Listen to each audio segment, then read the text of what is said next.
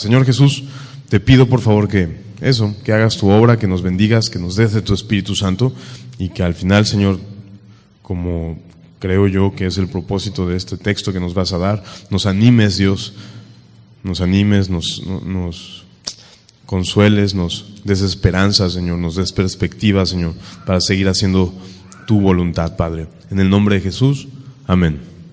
Ok, pues Iber me pidió que continuáramos con el estudio de Corintios, ¿no? Este estudio en capítulo 15, ya casi terminan esta carta, nomás le queda el capítulo 16, después de hoy va a quedar el capítulo 16, primero Dios, y nada, ¿no? Recordar nada más este momento o este proceso o este tema de la carta de 1 Corintios que tenía todo una intención, ¿no? Básicamente la iglesia en Corinto estaba hecha un relajo, eran carnales, básicamente Pablo les dice, ustedes son bien carnales, ¿no? Y entonces recibe una carta con varias preguntas, un informe, ¿no? Dice creo que 1 Corintios 1:11. De hecho me acuerdo que vine yo creo que a dar acá la introducción de Corintios, ¿no es verdad? Miren, acá andamos otra vez. Bueno, allá me acuerdo que habíamos dicho que los de Cloé, ¿no? Una familia, habían dado un informe a Pablo y que el informe era todo terrible, además de una carta con preguntas, y que Pablo había pues intentado responder esas preguntas y poner en orden las cosas, las malas prácticas que estaban llevando a cabo, ¿no? Básicamente, si tú recuerdas, ¿no? Seguramente ya lo he estado revisando varias veces, pero la primera parte, Pablo intenta explicar que esta cuestión de las divisiones, pues no era nada padre, ¿no? No era de Dios, estaban siendo bien carnales al decidir yo soy de uno y tú eres de otro, ¿no? Había divisiones. Después empieza a hablar acerca de problemas de índole, de fornicación, de cuestiones así de adulterio y todo esto, ¿no? Y corrige toda esta situación porque los de Corintios decían somos muy libres, tan libres que podemos hacer lo que queramos, y Pablo dice no, estás mal.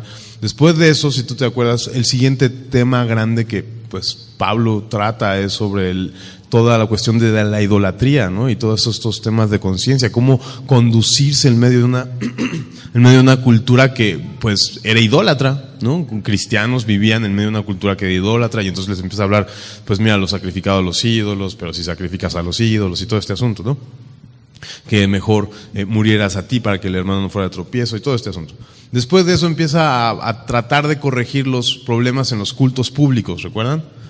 Que las mujeres se habían deschongado, ¿no? Dijeron ya vamos a ir sin chongo, ¿no? Que la cena del Señor era una pachanga y además era VIP, había zona VIP, ¿no? Y entonces corrige todo esto, incluso en el culto público empezaban a haber unas cosas muy extrañas, que todo el mundo empezaba a hablar en lenguas. Y entonces Pablo dice, no, pues nada que ver. Y el último tema que trata de corregir Pablo, el último gran tema que corrige Pablo es el de la resurrección, ¿no? Entonces, al principio de esta carta, de este capítulo, si tú recuerdas, Pablo intenta dejar muy claro cuál es el evangelio y que la resurrección es pieza fundamental de lo que creemos, ¿no? Decía, si ustedes no han creído que Cristo resucitó, o sea, si Cristo, mejor dicho, no resucitó, pues vana es nuestra fe. Somos dignos de conmiseración, aún estamos en nuestros pecados. Estamos muertos, ¿no? Ya, o sea, seguimos en la misma condenación.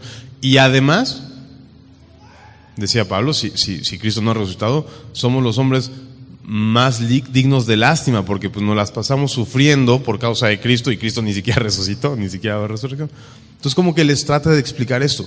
Pero es muy interesante porque muy probablemente había, y lo explica, seguramente lo estudiaron, explica que empezó a entrar una enseñanza que decía que no había resurrección de los muertos. ¿Cómo dicen ustedes, dice Pablo, que no hay resurrección de los muertos si Cristo resucitó? ¿No? Y esta enseñanza se está invadiendo la iglesia en Corinto y básicamente por eso está este texto de 1 Corintios 15, en donde lo primero que trata es esta idea, en estos primeros versículos, que la resurrección de Cristo es fundamental para la fe cristiana. La segunda parte de este capítulo, no sé si recuerdas, habla de que la resurrección de Cristo tiene implicaciones incluso en el mundo entero y también implicaciones en nuestra vida, porque entonces vamos a resucitar, ¿no? Y cuando tiene implicaciones en el mundo entero, es cuando empieza a explicar que Dios puso bajo Cristo, sujetó todas las cosas bajo Cristo, ¿verdad? Y entonces está hablando como de este milenio, en este tiempo en donde Cristo va a gobernar. Y la tercera parte de este capítulo, que es justamente lo que vamos a ver hoy, a partir del versículo 35, Pablo empieza a explicar un poco, porque hay muchas dudas, vamos a ver que nos van a quedar muchas dudas, empieza a explicar un poco cómo va a ser ese nuevo cuerpo, cómo es eso de la resurrección, ¿no?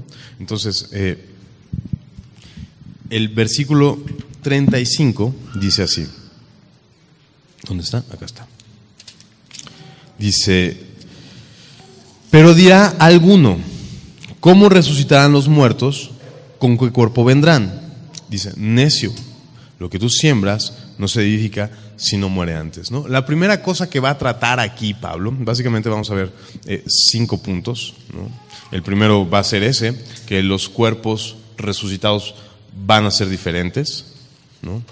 Que los cuerpos resucitados van a ser mejores, que los cuerpos resucitados son después del primero, ¿no?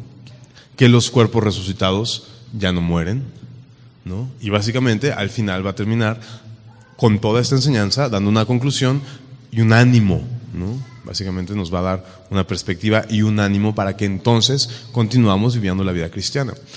Pero esta primera parte, lo que Pablo dice es: necio, va a ser diferente, el cuerpo resucitado va a ser diferente. Y les dice tan feo, necios, porque seguramente se está dirigiendo a aquellas personas que estaban introduciendo esta falsa doctrina, a estos falsos maestros, ¿no? En 2 Corintios se va a aventar unos pleitotes con ellos, ¿no?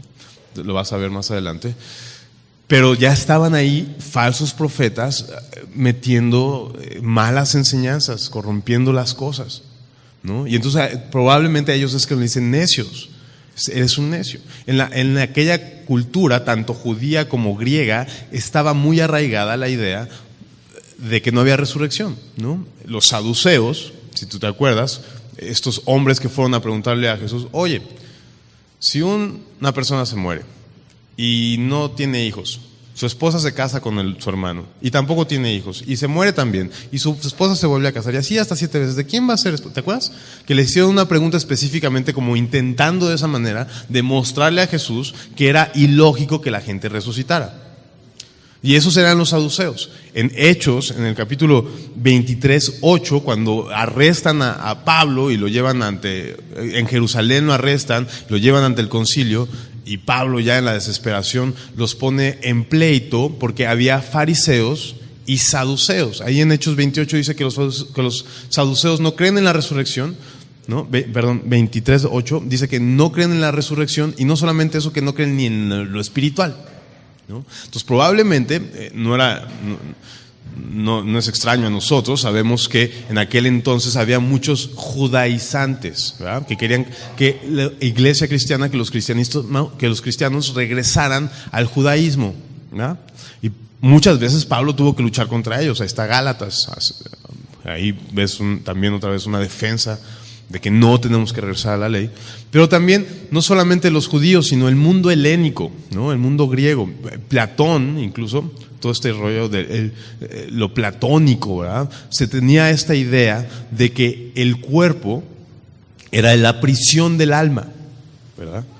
Entonces, el alma podría ser libre cuando se liberaba. Y el gnosticismo, das de recordar estos gnósticos, también una corriente muy importante, que también Colosenses, Pablo trata Colosenses cuando dice: no, en Cristo habita corporalmente toda la plenitud de la deidad. Bueno, estaba tratando esta idea del gnosticismo, porque el gnosticismo decía que el cuerpo era imposible de redimir. ¿Te acuerdas? Imposible de redimir, porque era malo de por sí. Ahora sí que de por sí era malo, no podías redimirlo, y por eso decían: pues dale a tu cuerpo alegría Macarena, porque de todas maneras no va a suceder. Es lo que dice 1 Corintios capítulo 6, dice, el cuerpo es para las viandas y las viandas para el cuerpo, ¿no? O sea, básicamente dale placer a tu cuerpo porque tu cuerpo no es redimible. Básicamente está tirado, está corrompido, vendido al pecado, ¿no? Los gnósticos decían que cuando Cristo murió en la cruz, sí, Dios estaba en Cristo, pero cuando Cristo murió en la cruz, Dios se le salió a Cristo para que el que muriera solamente fuera el hombre. Y Pablo dice en Colosenses, no es cierto. En él estaba todo Dios, ¿no? Y Primera de Tesalonicenses, ¿no? Capítulo 5, versículo 23, dice que Dios está interesado no solamente en nuestra alma, sino que está interesado también en nuestro cuerpo, ¿no? Tanto alma, cuerpo y espíritu, ¿no? Dios está interesado en todos nosotros, en todo nosotros, en todo yo, como se dice. O sea, completamente interesado en nosotros. Entonces, va a redimirnos por completo, ¿no? Y eso probablemente Pablo lo que estaba tratando de corregir en ese asunto, porque había esta enseñanza incorrecta, y entonces empieza a dar unos pequeños ejemplos para demostrar y decirles, sí, o sea, tienes razón, sería muy feo, y este es lo interesante, cuando Jesús respondió a estos saduceos, les decía, es que ignoras el poder de Dios, ¿no? Y la palabra, porque sería muy horrible que resucitáramos con el mismo cuerpo, ¿no? De hecho, es muy clásico la idea cuando te dicen las personas, no, pues ¿para qué me voy al cielo? Qué flojera vivir una eternidad, así que flojera. Pues sí, porque no están más que pensando en este estuche, ¿no? Por así decirlo, y no se están dando cuenta que va a ser algo completamente diferente. Bueno, es lo que quiere Pablo decir aquí. La resurrección de los muertos, el cuerpo que vamos a recibir, y esto es muy importante, que va a ser un cuerpo, y si tú puedes tachar todas las veces que dice cuerpo en este texto, en esta porción, te das cuenta que el tema principal es el cuerpo. Entonces, eso significa que no vamos a ser solamente almas, o va a haber una experiencia incorpórea, o vamos a ser como fantasmas. Significa eso, ¿no? Eso significa. Entonces,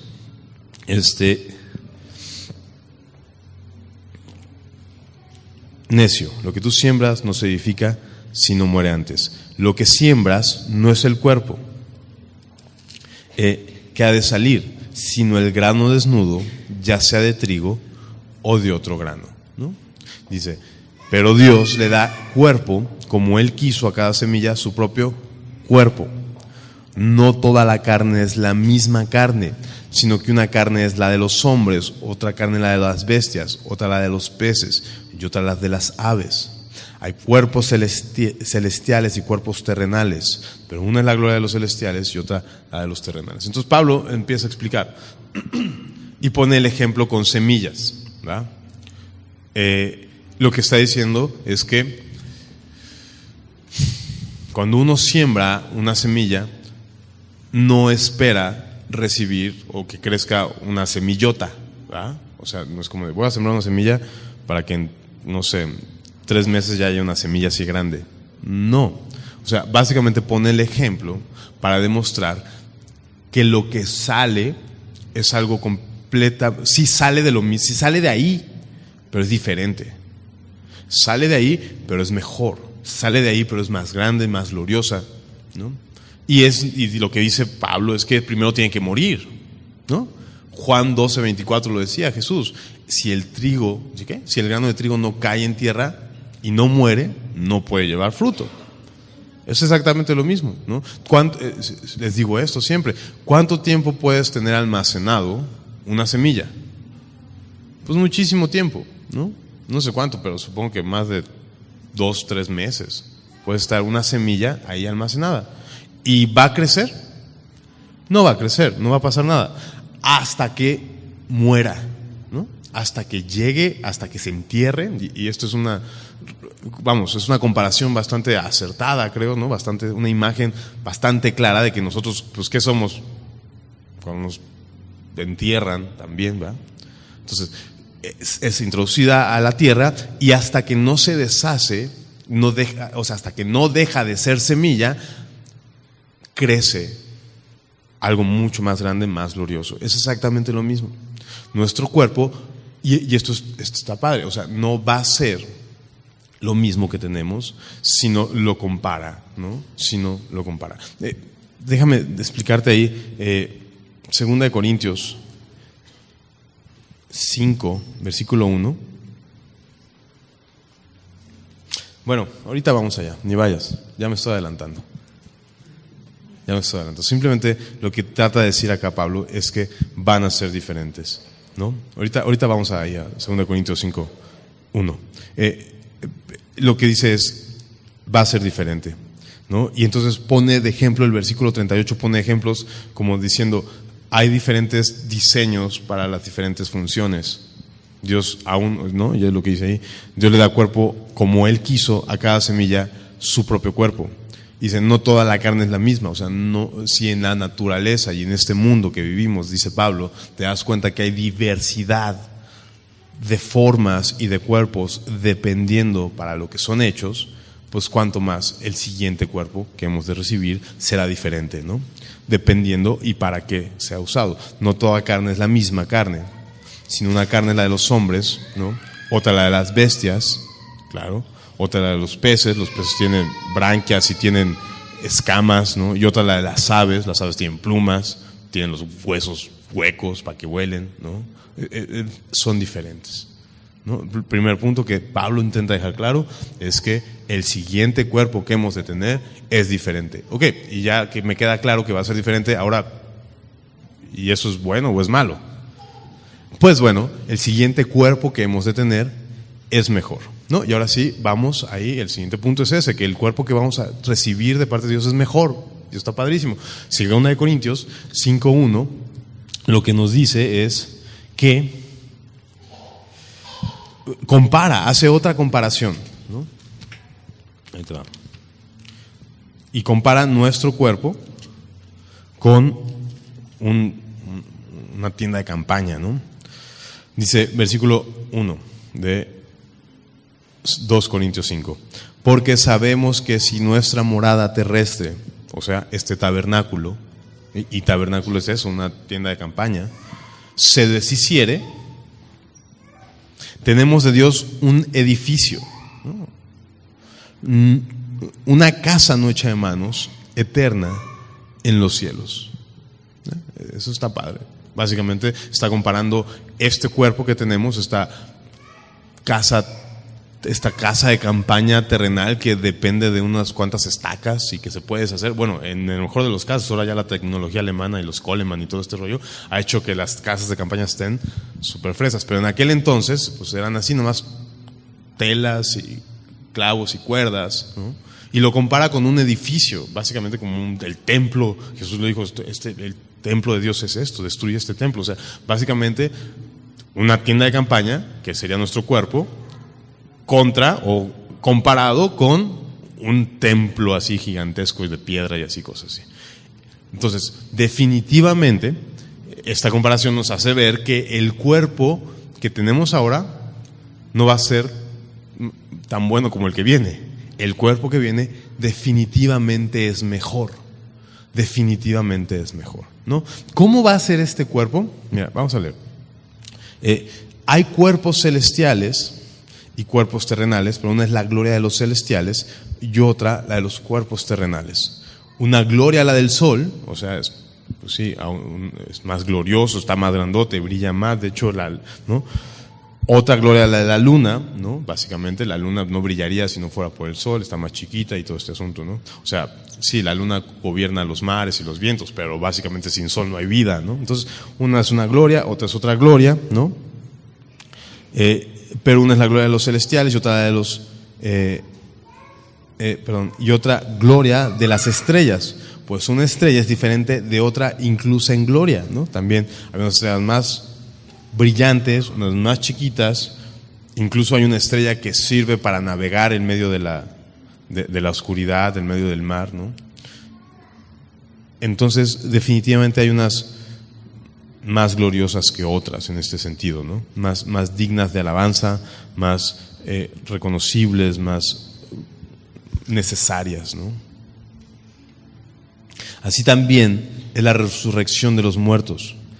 Se siembra en corrupción y resucitará en incorrupción. Se siembra en deshonra, resucitará en gloria. Se siembra en debilidad, resucitará en poder. Lo que está diciendo es que el siguiente cuerpo es más glorioso, es más poderoso y es más honroso, ¿no? Y creo que un poco lo que nos puede hacer sentido es que la Biblia enseña que el cuerpo que hemos de recibir va a ser semejante al de Jesucristo, ¿verdad? Dice Filipenses 3:20, justamente esto que te estoy diciendo. Filipenses 3:20 dice: mas nuestra ciudadanía está en los cielos, de donde también esperamos al Salvador Señor Jesucristo, el cual, Jesús, transformará el cuerpo de la humillación nuestra para que sea semejante al cuerpo de la gloria suya, por el poder con el cual también sujeta a sí mismo todas las cosas, ¿no? Entonces, en ese sentido, vamos a tener un cuerpo como el de Jesús resucitado, ¿no? Creo que ya quedó claro ese rollo de la resurrección. Resurrección no es resucitar, ¿verdad? Digo, no es revivir, sí es resucitar, no es revivir. Para revivir ahí está Lázaro, ¿verdad? Pero pues ya se volvió a morir. Talita también revivió, pero pues ya está muerta. Resurrección, resucitar, significa esto, que tu cuerpo es glorificado, que tu cuerpo, que el Señor Jesús es el único que hasta hoy ha resucitado. Bueno, eso lo vamos a tratar de descubrir ahorita en unos segundos más, pero básicamente es el primero que resucitó y por lo menos el primero que se ha manifestado en cuerpo resucitado a la humanidad. Y la Biblia enseña que nosotros vamos a tener un cuerpo semejante al de Él. Vamos a conseguir un cuerpo como el de Él, ¿no? Dice Corintios, no tengo bien la cita, pero luego la buscas, 1 Corintios 13, al final de cuando habla del amor, ¿te acuerdas? Dice que conoceremos como fuimos conocidos, ¿no? Al final de todas las cosas conoceremos como fuimos conocidos. Esto nos deja ver que este nuevo cuerpo nos va a dar un entendimiento mucho más grande que el que ahora tenemos, una comprensión de las cosas que probablemente incluso nuestro cuerpo ahora nos limita, pero en este nuevo cuerpo glorificado vamos a tener una comprensión, podría prácticamente decirse plena, porque vamos a conocer vamos a tener el conocimiento de Dios, por así decirlo, no en esta omnisciencia y todo este rollo, pero sí un conocimiento demasiado superior, ¿verdad? Conoceremos como fuimos conocidos, ¿no? Y bueno, no sé, o sea, Jesucristo, ¿no? En Lucas 24, a partir del versículo 36, ¿no? Suceden cosas muy extrañas con Jesús resucitado, ¿no? Se aparece y desaparece. ¿Qué les dije? Versículo 23, ¿no? ¿O qué les dije? 36, por eso digo que mientras ellos aún hablaban de estas cosas, ¿quiénes? Sus discípulos, Jesús se puso en medio de ellos y les dijo: paz a vosotros, ¿no? Entonces, pues se espantan, dicen: ¿y ahora de dónde salió? ¿Cómo está esto? ¿No? O sea, apareció de pronto. Espantados y atemorizados, pensaban que veían un espíritu. Dijeron: esto es un fantasma, ¿no? Pero Él les dijo: ¿por qué estáis turbados y vienen a vuestros corazones estos pensamientos de espanto, de espíritus, de fantasmas? Miren mis manos y mis pies, que yo mismo soy. Toquen, vean, porque un espíritu no tiene carne ni huesos. Otra vez, no vamos a ser como Gasparín. Dice que vamos a tener un cuerpo nuevo y que ese cuerpo va a ser semejante al de la gloria suya. Y aquí está un poco una perspectiva, una pequeña imagen de lo que es ese cuerpo, ¿no? definitivamente es mejor en poder, mejor en gloria, ¿no? Y ese es mejor en honra, ¿no? Dice, mirad mis pies y mis manos, que yo mismo soy, palpad, vean, porque un espíritu no tiene carne ni hueso, como veis que yo tengo. Y diciendo esto, les mostró las manos y los pies, y como todavía ellos de gozo no creían y estaban maravillados, les dijo, ¿tenéis algo que comer? Entonces le dieron parte de un pez asado y un panal de miel. Entonces vemos que este cuerpo nuevo tiene capacidades pues diferentes y definitivamente mejores, ¿no? No sé si vamos a no sé cómo va a ser lo que sigue, pero una de las cosas que tenemos que entender es que este cuerpo, principalmente la belleza de esto es que tendrá, y cuando dice es diferente en gloria, tendrá la capacidad de estar delante de Dios sin ser consumido. Y eso está padrísimo, ¿no? Dice Juan, primera de Juan, capítulo 3, versículo 2, ¿no? Dice que aún no se ha manifestado lo que hemos de ser en aquel entonces, pero sabremos que seremos como Él es, porque le veremos, ¿verdad?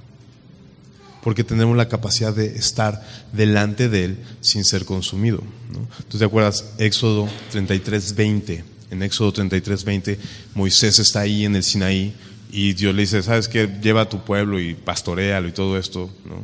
Es cuando básicamente le dicen, no, ¿sabes qué? Te doy otro pueblo. Y Moisés dice, no, espérame, van a decir que no pudiste.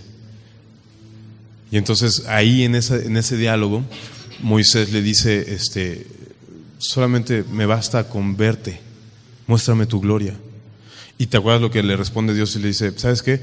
Te voy a cubrir y voy a pasar y nomás vas a ver mis espaldas. Porque no puede haber un solo hombre que me vea y siga viviendo, ¿no? Entonces básicamente este cuerpo no tiene ni este cuerpo porque hay pecado en él. Dice Romanos, si tú te acuerdas, en Romanos capítulo 7 explica toda esta realidad de que en nosotros vive el pecado. Bueno, este nuevo cuerpo no va a tener ese pecado. El cuerpo pecador que ahora tenemos no podría estar delante de la presencia de Dios porque sería consumido, pero el nuevo cuerpo que Dios nos ha dado tiene la capacidad de estar delante de Dios sin ser consumido. Es un cuerpo glorioso. Y esto esencialmente es lo más maravilloso del nuevo cuerpo. Más allá de si volamos, atravesamos paredes o lo que sea, lo más increíble de todo es que tenemos la capacidad de, en un cuerpo, experimentar plenamente a Dios. Plenamente a Dios. Sin pecado. Un cuerpo sin pecado, con la capacidad de verlo, conocerlo, pensar como Él, sentir, actuar como Él. Es algo realmente asombroso y creo que esto es lo más deseable, ¿no? De hecho, Pablo, ahí en 2 Corintios capítulo 5, donde leíamos, dice que esta realidad le hace gemir, ¿no? Vamos a ir rápido. 2 Corintios 5, versículo 2, y por esto también gemimos deseando ser revestidos de aquella nuestra habitación celestial, pues así seremos hallados vestidos y no desnudos, ¿no? Entonces, deseamos ya estar delante de Él, porque más allá de que nos duela ya todo y que tengamos achaques por todo y que ya nos duelen las rodillas y así todo, más allá de eso, no vamos a tener que estar lidiando con la corrupción de nuestra vida. Ya no vamos a tener que estar lidiando ni con las tristezas, ni con los engaños, ni con las mentiras, ni con ni con nada de eso, ni con tentaciones. No vamos a estar teniendo que lidiar con pecar. Se va a quitar. Vamos a ser completamente plenos, felices, ¿no? Increíble. Y vamos a poder estar delante de Dios y conocerlo a plenitud. Está muy impresionante, ¿no? Entonces definitivamente es mejor este cuerpo. Definitivamente es mejor este cuerpo. No sabemos cómo va a ser, pero sabemos que será mejor, ¿no?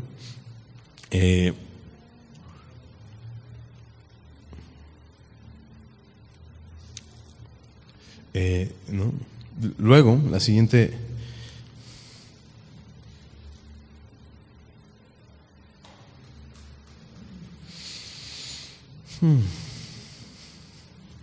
No sé, bueno, se los menciono nomás. Luego, Marcos 12, 25, Mateo 22, 30, esta parte donde Jesús habla con estos saduceos y les explica algo sobre la resurrección. Solamente explica que no vamos a darnos en casamiento, ¿te acuerdas? No vamos a andar casándonos, no vamos a... Entonces, hasta en ese sentido el cuerpo va a ser diferente también, ¿no? Tal vez no. Esto es lo interesante, que probablemente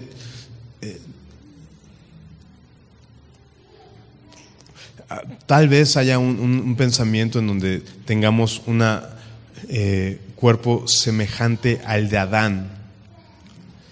Pero yo personalmente creo que más que un cuerpo semejante al de Adán antes de caer, vamos a tener un cuerpo semejante al de Cristo, ¿no?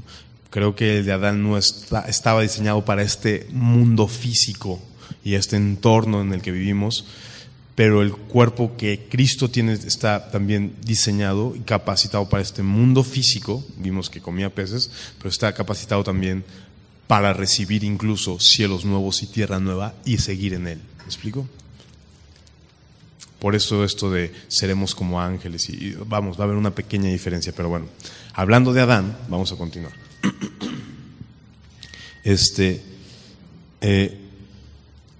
Versículo 43. Se siembra en deshonra, resucitará en gloria, ¿no?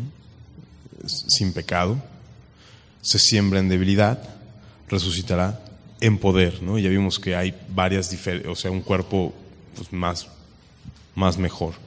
Se siembra cuerpo animal, resucitará cuerpo espiritual, ¿no? Hay un cuerpo animal y hay un cuerpo espiritual. Y entonces cuando habla de esto, cuerpo animal y cuerpo espiritual, introduce un ejemplo también. Se le ha pasado dando ejemplos, si te das cuenta, las semillas, los peces, ¿no? El sol, la luna, ¿no? Y ahora va a poner de ejemplo a Adán y a Jesús, como ya lo hizo en Romanos 5 y así, ¿no? Dice, así también está escrito. Fue hecho el primer hombre, Adán, alma viviente, y el postrer Adán, espíritu vivificante, ¿no? ¿Quién es el postrer Adán? Romanos 5 habla que es Jesús. El primer Adán, pues es Adán, ¿no? Y entonces creo que este texto Pablo lo complica un poco, está medio extraño, pero está haciendo referencia a que este cuerpo carnal es primero y después el cuerpo del que estábamos hablando, del cuerpo resucitado. Y para ejemplo pone a Adán y a Cristo, pero pone sobre todo los nacimientos, ¿no? Creo que tiene mucho que ver con lo que leímos en Juan 3, cuando Jesús habla con Nicodemo. Nicodemo le dice, oye, pues se ve que tú eres el Mesías, ¿te acuerdas? Y entonces Jesús le dice, mira, nunca vas a entender que yo soy el Mesías si no naces de nuevo. Y entonces dice, pero pues ¿cómo voy a nacer de nuevo? ¿No? Y ahí es cuando Jesús le explica, mira, primero, el que nace de la carne, carne es, ¿no? El que nace del espíritu, espíritu es, ¿no? Y entonces no te maravilles, le dice que te dije que es necesario nacer del espíritu. Entonces creo que tiene que ver con esto, ¿no? El primer hombre fue alma vivificante y está haciendo referencia a Génesis, precisamente capítulo 2, cuando sopló aliento Dios en Adán y fue un alma viviente, ¿no? Pero el siguiente ejemplo tiene que ver con la realidad de que, o sea, básicamente todos tenemos la imagen de Adán. Pero para tener la imagen celestial no solamente necesitamos un nacimiento carnal, como el de Adán, sino necesitamos un nacimiento espiritual, como el que se consigue creyendo en Cristo. El primer hombre fue Adán, espíritu viviente, o sea, todos llevamos esa imagen, pero el siguiente hombre se consigue a través del nacimiento espiritual, ¿no? El posterior Adán, a través de Cristo, a través de creer en Cristo, espíritu vivificante, ¿no? Entonces, llevamos la imagen de Adán, el cuerpo terrenal, y llevaremos la imagen de Cristo, a través del nacimiento espiritual, un cuerpo espiritual. Es un poco la idea que está tratando de decir. Y dentro de esta idea lo que está diciendo es que primero nacemos como cualquier persona, de Adán, terrenal, del cuerpo, ¿no? Más, dice, es lo que dice, así también está escrito, fue hecho el primer hombre, por eso dice, el primer hombre, Adán, alma viviente, el postrero, Adán, espíritu vivificante. Primero hay uno y después hay otro. Así en nosotros, nacemos así como estamos y después vendrá lo que viene. Y lo dice ahí, más lo espiritual, y en este sentido el cuerpo espiritual, no es primero, sino lo animal. Ya nos dijo bien feo. Lo animal es primero y ya luego te pones a orar y dices, así ya se te quita. No, no es cierto, no está hablando de eso. Eso, o sea, sino lo animal, o sea, lo natural, lo que tiene que ver con este entorno físico, ¿no? Luego, el cuerpo espiritual. Entonces, básicamente está hablando de, si te das cuenta, primero dijo, van a ser diferentes, necio. No es lo mismo si siembras una semilla, no va a salir una semillota, va a ser diferente. Segundo, y va a ser mejor, ¿no? Porque es diferente en gloria, básicamente va a ser mejor. No te quedes, ay, qué flojera vivir así eternamente. No tienes ni idea de lo que es la eternidad, ni tienes idea de lo que de cómo vas a vivir, como para que estés diciendo que flojera, ¿no? Solamente sabemos que va a estar más padre, va a ser mejor, va a ser más glorioso y que va a ser un cuerpo. Y después dice, pero es después.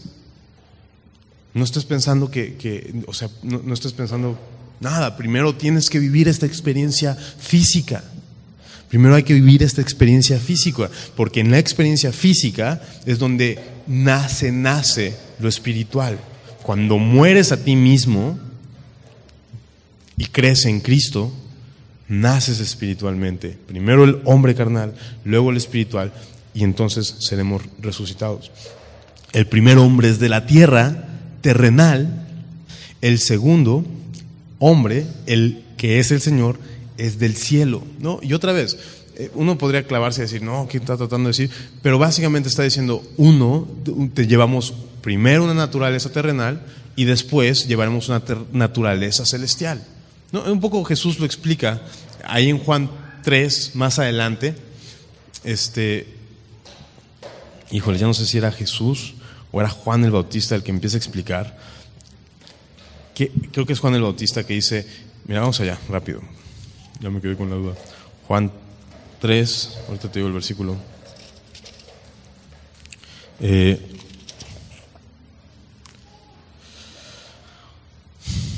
No, sí es Juan, versículo 28. Vosotros mismos me sois testigos de que yo dije, yo no soy el Cristo, sino que soy enviado delante de él. El que tiene la esposa es el esposo, mas el amigo del esposo que está a su lado y le oye se goza grandemente de la voz del esposo. Así pues, mi gozo está cumplido. Es necesario que él crezca, pero que yo mengüe. Y aquí es donde te digo que medio que pareciera que retomara la idea Pablo de esto, ¿no? El que de arriba viene es sobre todos, o sea, Jesús. El que es de la tierra es terrenal, y cosas terrenales habla. El que viene del cielo es sobre todos, y lo que vio y oyó, esto testifica, y no reciben su testimonio, ¿no? Entonces, es un poco lo que está diciendo acá. Llevamos la imagen terrenal, pero él, que tiene la naturaleza celestial, está aquí y nosotros también después tendremos esa naturaleza celestial, ¿no? Versículo 49, y así como hemos traído la imagen del terrenal, traeremos también la imagen del celestial. Por esto digo, hermanos, que la carne y la sangre no pueden heredar el reino de Dios, ni la corrupción heredará la incorrupción. Entonces, es muy importante y muy interesante, que entendamos que es necesario que primero vivamos en este cuerpo, porque si no, no puede haber resurrección. Ese es el asunto. Y lo que es muy padre también es que entonces la muerte viene a ser algo bueno, porque si no muriéramos, bueno, y ahorita vamos a hablar un poquito más de este tema, porque si no muriéramos, pues no tendríamos un cuerpo diferente. ¿Cómo explicarte? O sea, eso. Para recibir el nuevo cuerpo, dice ahí, necesariamente tiene que deshacerse ¿no? Ahí dice eso, o sea, dice, pero esto digo, hermanos, que la carne y la sangre no pueden heredar el reino de Dios, ni la corrupción hereda la incorrupción. Entonces, así como estamos, no podemos estar delante de Dios. Es necesario que esto se deshaga. Para eso está la muerte. Es necesario que esto se deshaga. Entonces, ¿cómo te explico? A mí me dio mucha paz cuando dije, pues claro, está padre, entonces sí está padre morir, porque si no muriera nunca recibiría un cuerpo nuevo. Necesita primero morir esto, enterrarse esto, para entonces recibir lo que viene, ¿no? Ahora, hay un misterio aquí. ¿Cuándo se efectúa la resurrección? Sí, ya vimos que unos primero y otros después, pero ¿cuándo es la resurrección? Pues ahora sí que como dice el francés, ¿se acuerda cómo dice el francés? Ve tú a saber cuándo se haga, porque no es clara la Biblia. No es clara la Biblia en ese sentido. Básicamente hay 3 posturas. Te voy a decir primero la más locochona. La más locochona es que tenemos un cuerpo intermedio cuando estemos en el cielo, como el águila. Ya le estoy haciendo anuncios así comercial al águila que te presta un coche mientras reparan el tuyo. Básicamente algunos creen que vamos a tener un cuerpo así cuando estemos en el cielo. Las otras 2 posturas, que son más bíblicas, enseñan que, pues ahora sí que hay 2 sopas, ¿no? O estamos en el cielo con un cuerpo, que cuando morimos al microsegundo eterno que le sigue, somos revestidos de un cuerpo, ¿no? Y esto un poco, estuve leyendo algunos comentarios y se basan un poco en Mateo 22, justamente con esto que te estoy diciendo, cuando Jesús vienen los saduceos y le preguntan esto y Jesús responde, Dios no es Dios de muertos, ¿no? ¿Por qué diría que es el Dios de Abraham? No, ¿de quién? El Dios de Isaac, de Abraham, de Jacob, ¿no? De los patriarcas, pues. Y Dios dice, pues no es un Dios de muertos, es un Dios de vivos, ¿no? Y después pareciera que en la transfiguración, ¿no? Aparece Abraham y los apóstoles lo reconocen con un cuerpo, ¿no? Entonces hay una postura que en cuanto resucitamos, tenemos un cuerpo, que sale un cuerpo, pero que es un cuerpo celestial, que tiene la capacidad de estar delante de la presencia del Señor, como que en esta idea de que tenemos esta capacidad de vivir en otra dimensión con ese cuerpo, ¿no? O algo así. Está raro, o sea, la verdad es que está muy extraño, te da para pensar muchísimas cosas, ¿no? Hasta para hacer un libro o algo así. Está muy extraño. Pero la otra postura también, y yo no sé, no es que me incline más por esta, pero encuentro más fundamentos bíblicos. La otra es que seremos resucitados cuando Él regrese. Primero los muertos, ¿no? Dice 1 Tesalonicenses 4, mira, vamos rápido allá. Versículo 4.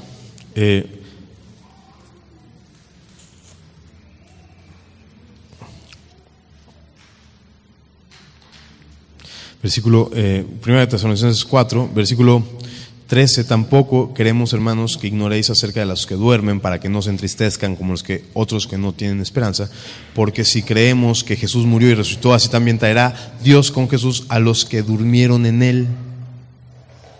Por lo cual decimos esto en palabra del Señor, que nosotros que vivimos, que habremos quedado hasta la venida del Señor, no precederemos a los que duermen. O sea, ¿en qué? En la resurrección específicamente, porque el Señor mismo con voz de trompeta, con voz de arcángel y con trompeta de Dios descenderá del cielo, y los muertos en Cristo resucitarán primero, luego nosotros los que vivimos, ¿no? Entonces, al parecer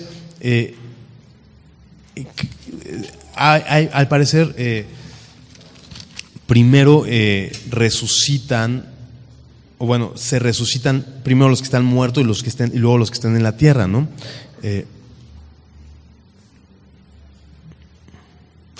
Más atrás en 1 Corintios, ¿no? También menciona algo así. Dice,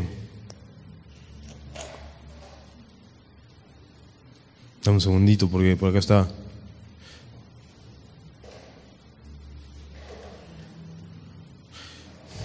Versículo 20 de 1 Corintios 15, mas ahora Cristo ha resucitado a los muertos, primicias de los que durmieron es hecho, o sea, Él resucita primero, ¿no? Versículo 23, pero cada uno en su debido orden, Cristo las primicias, luego los que son de Cristo, ¿cuándo?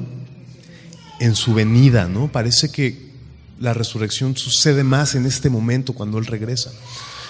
Algunos dicen, pero es que es imposible, porque como veíamos en 1 Tesalonicenses 5, 23, que el cuerpo y el alma son indivisibles, por así decirlo. No, o sea, digamos que 1 Corintios 6, cuando habla acerca de esto, la fornicación, deja ver que el cuerpo tiene, la experiencia corporal tiene implicaciones espirituales, ¿no? Y lo manifiesta a través de estas relaciones sexuales y todo este rollo, ¿no? Entonces, pareciera que somos nosotros, no podemos ser indivisibles, ¿no? Siempre tenemos que tener un cuerpo. Jesús dijo por eso, bueno, Pablo dijo en Tesalonicenses, que lo que le importa es completamente todo, cuerpo, alma y Espíritu Santo, pero cuerpo también, ¿no? Entonces es imposible que pueda haber una disasociación o una separación. Yo personalmente creo que, pues, por lo menos por lo que veo, creo que primero, creo que ahí dice que en su venida es cuando resucitan, ¿no? En Tesalonicenses dice que cuando Él venga y lo recibamos es cuando las personas resucitan, ¿no? Ahora, veo también en por ejemplo, Apocalipsis 6:9, Apocalipsis 20:4, que Juan ve almas. Y es interesante que diga, veo las almas de los que murieron decapitados y todo este rollo, ¿no? Algunos miran, sí, pero ahí dice que les puso después unas vestiduras blancas y les dijo, descansen hasta que se cumplan todas estas cosas. Bueno, pero ¿y cómo vas a descansar si no tienes cuerpo? ¿De qué te cansas? Bueno, Jesús dijo, venid a mí todos los que estén cansados y trabajados y hallarán descanso para vuestras almas, ¿no? En Mateo 11:28. Entonces, y las vestiduras blancas, pues definitivamente no es algo literal. Bueno, entonces yo me inclino más a este rollo de las almas. Ahí en 2 Corintios 5, mira, vamos rápido ahí, en 2 Corintios 5, donde estábamos leyendo, habla de algo interesante también, ¿no? Versículo 3, pues si seremos hallados vestidos y no desnudos, porque asimismo los que estamos en este tabernáculo gemimos con angustia, no queriendo ser desnudos, sino revestidos para que lo mortal sea absorbido por la vida, ¿no? Lo que hace ratito estábamos leyendo esto, ¿te acuerdas? Que el tabernáculo, un edificio, todo este rollo, ¿no? Así que vivimos confiados siempre y sabiendo que entre tanto que estamos en el cuerpo, estamos ausentes del Señor, porque por fe andamos y no por vista. O sea, todavía no hemos recibido lo que tenemos que ver, ¿no? Pero confiamos y más quisiéramos estar ausentes del cuerpo y presentes al Señor. Entonces, como que pareciera que hay un momento en donde puedes estar ausente del cuerpo, o sea, sin cuerpo, pero presente al Señor. Ahora, esto tú dices, no, pues es que sí se oye feo, pero, o sea, como que dañáñalas, como que vas, o sea, sí voy a ser Gasparino, ¿no? Entonces, ¿de qué estamos hablando? Pero sucedió algo también muy extraño que dijo Pablo en 2 Corintios, en el versículo 2, en el capítulo 12, a partir del versículo 2 dice, hace 14 años, en el cuerpo no lo sé, o en el alma no lo sé, hubo un hombre que subió al tercer cielo. Entonces, Pablo tuvo una experiencia y no fue un sueño, porque si no diría, soñé con el tercer cielo. Dice, no, fui hasta el cielo y no sé si tenía cuerpo o no. ¿Qué te hace pensar eso? Ah, ¿verdad? ¿Quién que lo piense todo yo? ¿Que me rompa yo los sesos solo? ¿Qué te hace pensar? A mí me hace pensar que, pues quién sabe. O sea, lo que me hace pensar es que él vivió una experiencia que bien podría decir que sí tenía un cuerpo. ¿Sí me explico? Pero también me hace decir, pudo haber también vivido una experiencia a nivel de alma con la capacidad de sentir un cuerpo aunque no lo tuviera, ¿no? O sea, básicamente cuando uno sueña, no sueñas como si no tuvieras cuerpo, ¿o sí? ¿O cómo está? Es raro, ¿no? Ahora, ¿qué tal de estos tipos, estas personas que por alguna razón pues, se les tuvo que amputar un miembro o algo así y siguen teniendo comezón en esa parte que ya no está? Entonces, está raro. Solamente estoy poniendo esto sobre la mesa, ¿no? Esta idea también en Mateo capítulo 10, cuando dice, versículo 28, cuando dice, no tengas miedo a los que solamente matan el cuerpo y al alma no le pueden hacer nada. O sea, también queda como que, ok, el alma, o sea, sí pueden tocar el cuerpo, pero y el alma no. Significa que el cuerpo sí lo pueden deshacer y el alma no. Entonces, está raro, yo no sé, o sea, simplemente por base a varios textos, yo creo que se puede vivir una experiencia delante del cielo, incluso pensar que una experiencia corporal sin cuerpo en el cielo y que seremos revestidos y resucitados cuando Él regrese. Yo encuentro más fundamentos bíblicos en eso. Tal vez no he buscado más en los otros, pero encuentro más fundamentos bíblicos en eso, ¿no? Lo que sí es que lo que no comparto mucho es que nos vamos a quedar dormidos un ratote hasta que regresemos. Eso no, bueno, es raro también y no importaría mucho. O sea, cuando el ladrón que estaba colgado en la cruz al lado de Jesús le dijo, acuérdate de mí cuando vengas en tu reino, ¿te acuerdas qué le respondió Jesús? Hoy estarás conmigo en el cielo, ¿no? Entonces como que algunos dicen, no, pero eso significaba mañana. Entonces como de, y entonces mañana no significa hoy, y sí significa no, o qué onda, ¿no? Entonces cuando dice hoy estarás conmigo en el cielo, pues yo creo que pues es cierto. ¿Quién sabe? Como dice el francés. Pero lo que sí es seguro es que tendremos un cuerpo capaz de ver al Señor Jesús en uno u otro momento. Otra de las cosas que también ministra mi corazón, eso sonó muy acá, ¿verdad? Bueno, una de las cosas que también, no sé, me gustó mucho es esta onda de, con todo esto del aborto, ¿no? ¿En qué momento llega el alma al cuerpo? Es una buena pregunta, ¿verdad? ¿En qué momento el alma llega al cuerpo? Es un misterio, definitivamente es un misterio. Pero lo que sí me queda claro es que Dios puso el alma en un cuerpo, o las formó juntos, o no sé cómo decirlo. Cuando estabas en el vientre de tu mamá, hizo eso. Entonces, lo que me encanta es que si ya lo hizo una vez, puede volverlo a hacer. Puede preservar tu alma para revestirla de nuevo de otro cuerpo. ¿Verdad? Esto está padrísimo. Básicamente nos está hablando de que es necesario primero que este cuerpo se deshaga para recibir el otro cuerpo. En el común. Pero existe aquí un paréntesis. Pero les voy a decir un misterio, dice Pablo, ¿no? Dice, he aquí, versículo 51, os digo un misterio, no todos dormiremos, o sea, no todos nos vamos a morir, pero todos seremos transformados. Y eso está interesante, todos vamos a resucitar, todos. Aunque los que no creen en Cristo, también. Juan 5:24 dice que unos resucitarán para muerte y otros resucitarán para vida, ¿no? Entonces, incluso pues el infierno también lo vas a vivir en cuerpo y alma, no como la telenovela, pero sí va a haber una experiencia también corporal en el infierno. Todos van a resucitar. Todos serán transformados. ¿No? ¿En qué momento? En un instante, como veíamos en Tesalonicenses, cuando Él venga, ¿no?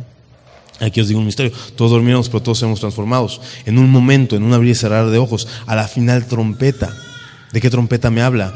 Algunos creen que en Apocalipsis, pero las trompetas de Apocalipsis son más como juicio. Pareciera más que tiene que ver con una imagen romana, ¿verdad? De cuando el ejército se disponía ya para irse, o cuando ya había vencido, mejor dicho, se tocaban 3 trompetas, ¿no? Básicamente en sus marcas, listos fuera.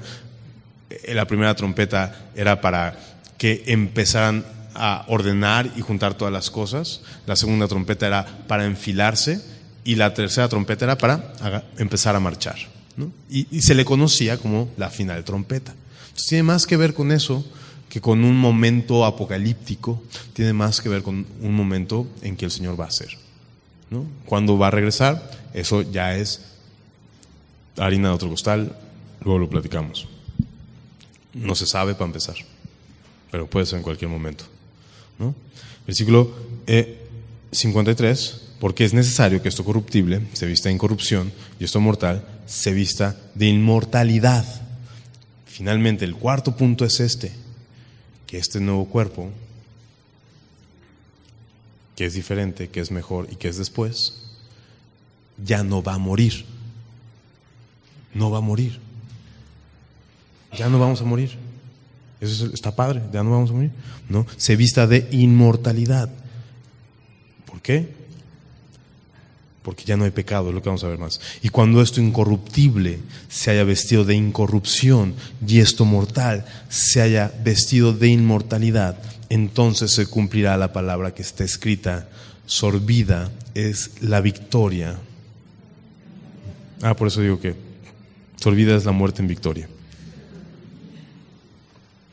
No sé si me puedes poner el versículo de Oseas 13:14, porque este pasaje dice la Escritura, pero pues no hay ninguna cita textual, pero sí es un concepto bastante amplio en el Antiguo Testamento. Por ejemplo, Oseas 13:14: de la mano del Seol los redimí, los libraré de la muerte. Dice: oh muerte, yo seré tu muerte y seré tu destrucción, oh Seol, la compasión, o sea, no te tendré compasión.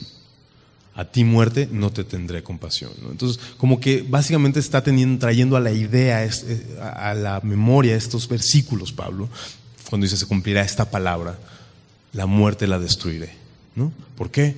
Y explica por qué, ¿no? ¿Dónde está, oh muerte, tu aguijón? Como que se burla. ¿Dónde, oh sepulcro, tu victoria? Ya que el aguijón de la muerte es el pecado, y el poder del pecado, la ley. Simplemente está diciendo esto: ya no vamos a morir porque ya no hay pecado. Porque ya no hay pecado, porque Cristo pagó, cumplió con la ley. Por la gracia hemos recibido su justicia, y por esa justicia ya no hay pecado en nosotros, porque la culminación del pecado era la muerte. Se lo dijo Dios a Adán, ¿se acuerdan? Si comes de este fruto, vas a morir. Y terminó dicho y hecho. Y la muerte pasó para todos lados. Pero cuando Cristo viene, cumple la justicia, ya no hay pecado. La ley ha sido cumplida, ya no hay pecado. Por tanto, ya no hay muerte. Y estos nuevos cuerpos ya no están corrompidos, ya no tienen pecado, ya no morirán. Y entonces cierra con una conclusión, Pablo: dado que ya no vamos a morir, vive como quien ya no muere. Vive de la manera de aquel que ya no tiene miedo a morir. Está padre, ¿no? Hebreos 6, Hebreos 2, 15, nos habla de eso, de que la gente vivía atemorizada por morir, y por eso vivían esclavizados. ¿Qué les dije? Hebreos 2:15 dice: y librar a todos los que por el temor de la muerte estaban durante toda la vida sujetos a servidumbre. Viviendo temerosos a morir. Ya no. Ya no vivas con el miedo a la muerte. Cristo venció. Entonces dice 1 Timoteo 6:12, pelea la buena batalla de la fe. ¿Cómo? Echa mano de la vida eterna. Haz las cosas correctas, sin temor. Vive para Dios, sin temor, sabiendo que ya no hay nada que te pueda vencer, ya no hay nada que te pueda destruir. Ya no temas. Esa es la conclusión de Pablo. O sea, todo esto te lo estoy explicando no para que digas, allá arriba cuando ya nos pasen lista. No, te lo estoy diciendo para que hoy mismo puedas caminar con fe. Versículo 57. Mas gracias sean dadas a Dios, que nos da la victoria por medio de nuestro Señor Jesucristo. Así que, hermanos míos, estad firmes y constantes, creciendo en la obra del Señor, siempre sabiendo que vuestro trabajo en el Señor no es en vano. Hebreos 6:10 dice que el Señor no es injusto para olvidarse de la obra de amor hecha hacia su nombre y hacia los demás. La Biblia enseña que recibiremos coronas por lo que hagamos aquí. Este no es el fin. La muerte no tiene la última palabra. La muerte fue vencida y hay algo más allá de la muerte. Todos los que estamos en Cristo tenemos una esperanza viva de que no moriremos. Así que vivamos como aquellos que saben que no van a morir. Para la gloria de Dios. Sigan creciendo en la obra del Señor, sabiendo que lo mejor está por venir. Pero que aquello se consigue aquí. ¿No? Ok. El cuerpo resucitado va a ser diferente, va a ser mejor, va a ser después y ya no va a morir. Por tanto, sigamos fieles al Señor. ¿Ok? Vamos a orar. Dios, gracias te damos, Señor, por lo que conseguiste por nosotros, Dios, por lo que has conseguido para nosotros, vida eterna, un cuerpo incorruptible, Señor. No, ya no vamos a morir, Señor. Ya no tenemos que temer. Lo has logrado, Señor. Haz tu obra, Señor, en nuestras vidas. Permítenos tener esta realidad en nosotros, Señor. Permítenos hacer lo correcto, pelear la buena batalla, Señor, de la fe. Dejar el miedo a un lado, Señor, y vivir para glorificarte. Por favor, Padre. Te agradecemos tu victoria y tu palabra, Señor. En el nombre de Jesús. Amén.